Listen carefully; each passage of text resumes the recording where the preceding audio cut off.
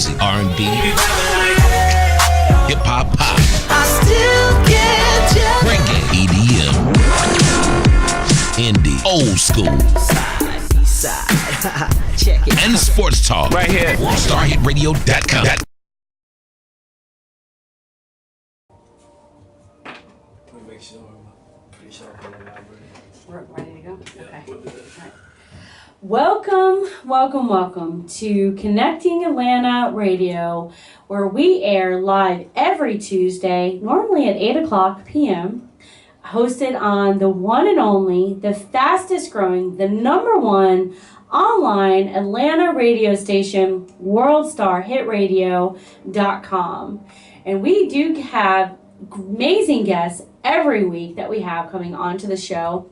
And so this week we have a fantastic individual by the name of Ronnie Kenyatta, which ironically his last name is the same as my friend's, a female friend of mine's first name. So, huh? I think you told me. Yeah, and so Ronnie used to be a coach for the Mets, and then he retired from that and came here to Atlanta and decided to take us standard civilians and kick our butts too. So welcome to the show, Ronnie. Thank you so much for coming out. Thanks for having me. I appreciate it.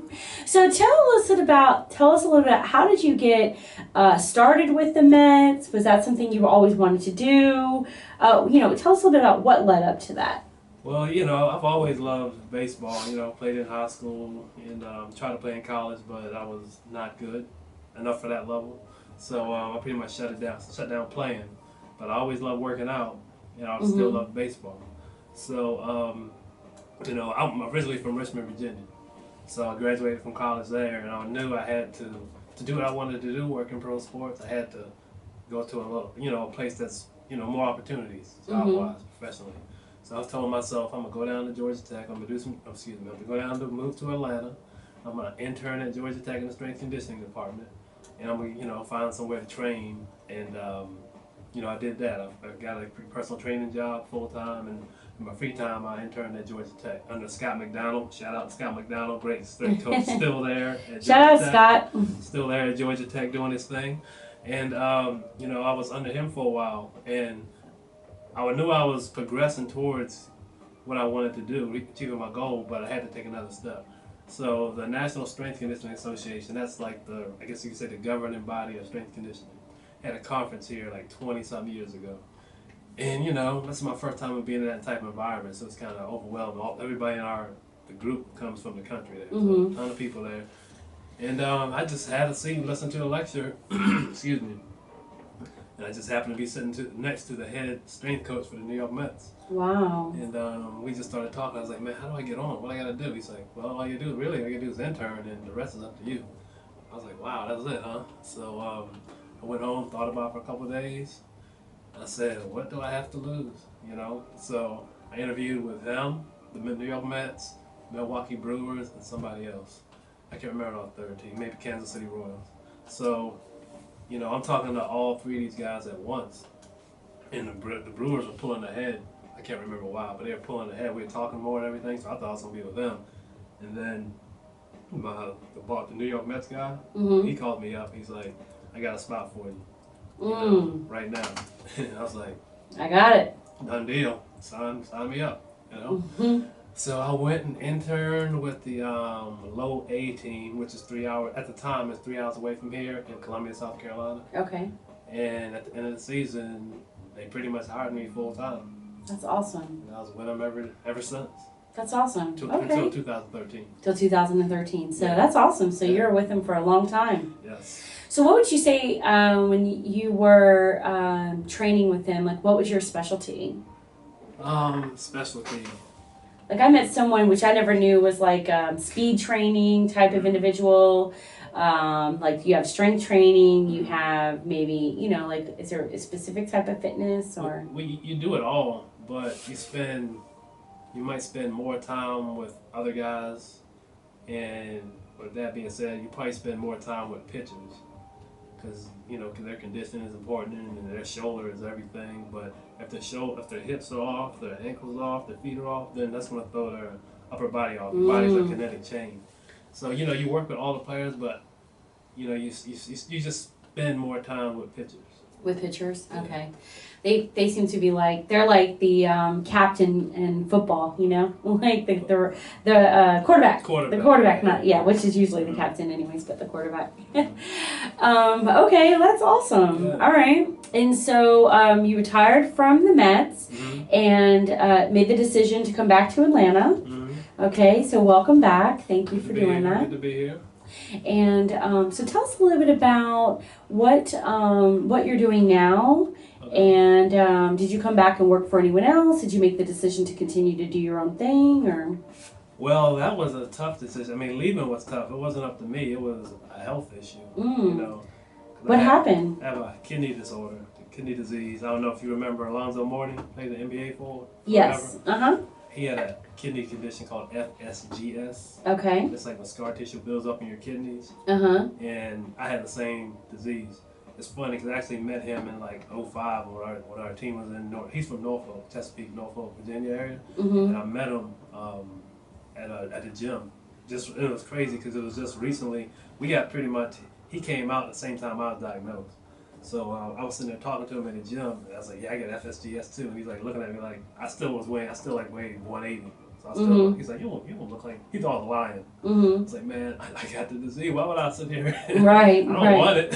Right. And then he started asking me questions. He knew that I knew what the disease was about. And he finally started believing me. We talked for about 20 minutes about, how he's dealing with it and everything. But, I got off track basically. But, I had to leave because of that kidney condition, So once I did that, well, this is the way it happened. It was the last spring training in 2013. And my main two side effects were weight loss and not being able to sleep. And that last spring training, I stayed up for a week straight, literally. And the Mets were kind enough to fly me up to a specialist in Rhode Island up there. And she said, you're not sleeping now. You and me start traveling it. I mean, you're not going to make it. Either you got to retire or you're not going to make it, as in not living.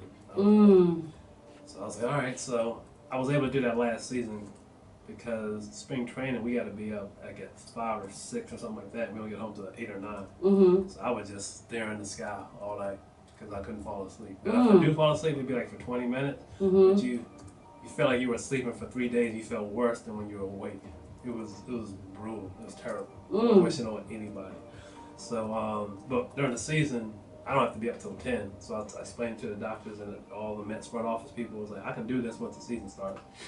But I had a meeting with everybody, my boss, the head of player development, everybody was there. I was like, I can't do this anymore. And I told them. So that's what brought me back here. When I got back here, I was thinking, I'd get a job at a gym, ease into it, but I still couldn't do it. I still couldn't work a 9 to 5. So I was like, I experienced depression. I always wondered how that feels, I guess. But I'm telling you, those thoughts of ending it popped in my head. It was, because I couldn't, it's like you don't have control of your life. Didn't have control of your life. So it's either I can sit here and try to figure something out that I can't figure out, or I can make an adjustment. So what I did was, I said, I got to work for myself so I can control my hours, so I can sleep in. So I just started doing that. And, I'm over at CrossFit North Atlanta. Shout out to CrossFit North Atlanta. I'm over there, training there, and I love it. I enjoy my clients. I enjoy the environment. Everybody there is just good people. And I've worked out with you a few times, and you definitely do. I felt like I can admit and will say that after every single time that we trained, I felt like I got a really full, great workout. I appreciate it. Yeah, so you do a great job and really push you, and even if someone wanted to give up or whatever, you just push them through it. So I know that you are actually moving to bigger things as well, not better per se, but definitely bigger. And I know you're still going to be working with CrossFit Atlanta. For us that don't want to ever drive out to Alpharetta. That's gonna be a lot of folks. Yeah, but lucky for you, there's a lot of athletes in Alpharetta and people with money that can pay. Exactly. So that's perfect. It's exactly what you need. Exactly. So tell us a little bit about this new facility that you guys are going to be doing and the type of fitness and what makes it different and, what's exciting about it. Okay. Well, it's called Smart Tents. You can see on the hat right here Mm-hmm. in the ugly shirt. Okay. Smart Tents Training. And it's a sports specific place training facility. It's a sports performance facility. And you have plenty of those in Atlanta, plenty of choices if you're an athlete, places to go to train. But what makes us different is we have a neuroscience aspect to it as well. Okay. So we're not only training you physically, we're also training you mentally as well. Because working in baseball for 12 years, I've been in meetings where guys are going over coaches, coaches are going over players. You can have a guy that might be an introvert, quiet, whatever. He can easily be labeled. He can't do this because of this. Because bottom line is they can't figure out how to get through to him. So he's labeled. That's just, and I don't think there's anything that's just people being people. Yeah. So what I was noticing, man, is like a lot of these problems are up here. Yeah. You can look at a guy move and see how athletic he is. You can't look at a person on the field and determine where he is mentally. And you can be off by your assessment. So what we're doing is, in the gym, you can change the physiology of the muscle. With neuroscience, you can change the physiology of the brain. Right. Like, I'm not the specialist. I'm not going to get into that too deeply, but I've been doing the program for about 6 months. And what happened? The way everybody responds differently. For me, all the negative thoughts that used to pop in my head, they're deleted. They're gone. Because basically, I can. I hope I explained this correctly, but you have a higher brain and a lower brain. You have what's called your prefrontal cortex, I believe it's called, and we stay in our lower brain. We stay in our lower brain because we don't get enough oxygen to the prefrontal cortex. When you get the oxygen to the prefrontal cortex, that's where all your positivity is. So if you go to and I could be wrong, but if you go to a sports psychologist, I guess they're going to sit you down and ask you a bunch of questions about what you're not good at, or ask you how that makes you feel. All that stuff. Wouldn't it be better to erase all that and just focus on the good? Yeah. There was I was listening to talk radio the other day, and they do a lot of stuff around sports, and they were interviewing this lady that was like a head coach it was gymnastics. And it was for Georgia State, I think, or something like that. And they were going to be playing against Alabama. But I guess they did a competitive team, and they didn't win. But she talked about there was something powerful that she said, and it was something like they're not gonna focus on everything that went wrong. They're gonna focus on things what they're gonna be doing right and how they're gonna make it better and what they're gonna do positively, and that's what they're gonna focus on in the next meet. So I think it all just depends on what we focus on, and what we focus on is what we manifest anyways, right? Yeah. Exactly. So and, I really think that aspect of sports is lacking, the whole mental approach just in general. I mean, like I said, you might get a sports psychologist that's going to sit there and make you think about what you did wrong or the negativity. Right. Where when you start, they say we only use 10% of our brains anyway. Right. So. And that's why would you want 90% of that 10% to be all negative anyways? Exactly. They're focusing on all that negative stuff. So. Exactly. So what we want to do is delete that altogether. Use your part of the brain, the higher brain, the prefrontal cortex. Use that, which that's where like I said, all your positive thoughts, all your confidence, your ability to know you can do something. All that is in the higher brain and your prefrontal cortex. Okay. So with the training that we do, when I train the guys, work them out, send them upstairs, and let them do their mental work all in one workout. So you're addressing the mental and the physical. I know guys in the league that I think, just my opinion, that I watch them on the field. I know what they can. The guys that I've been with, they're in different teams now. I can watch the way they move. I mean, I can make them a little better, a little stronger, a little quicker, faster, whatever. But that's not the end game. Right. What's going to take them to the next level It's how they think, how they feel about themselves. Right. Cause you see it all the time. I go back to the I don't know if you watch the baseball playoffs at all, but Toronto, Toronto versus Texas. Texas has bad luck in the playoff, whatever.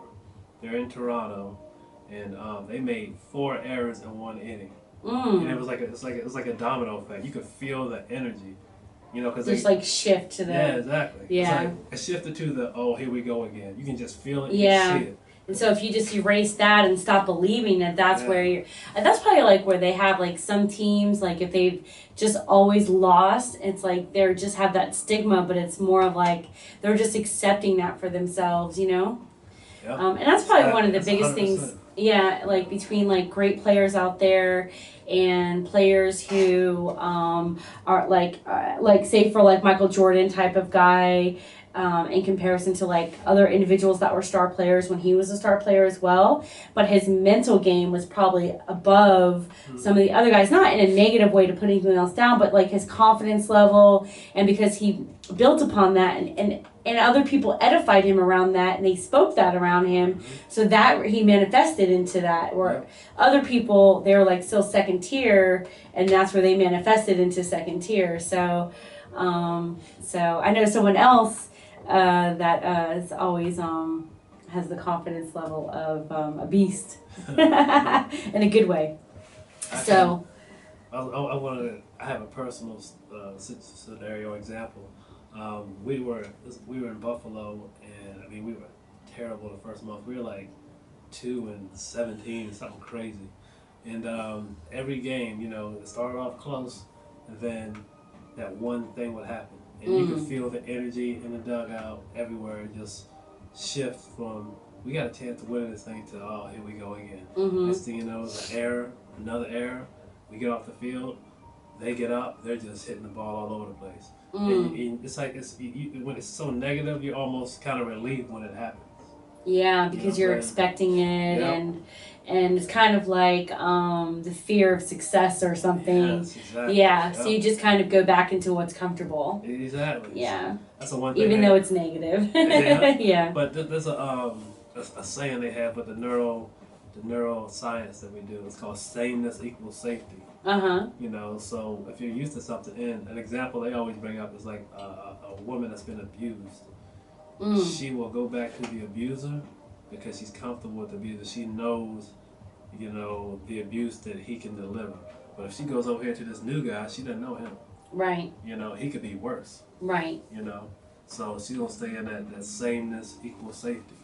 Until she makes a decision that she's not willing to stay there, and she's willing to make a change. Exactly. And has a mind shift. Yeah, exactly. And creates different reference points in her brain. Exactly. Yeah, that's awesome. That's exciting. Yeah. So that's going to be out in Alpharetta. And when are you guys starting and opening up that gym? Well, they told me yesterday, 70 days from yesterday. Oh, okay. Okay, so you still have a couple months out. Yeah.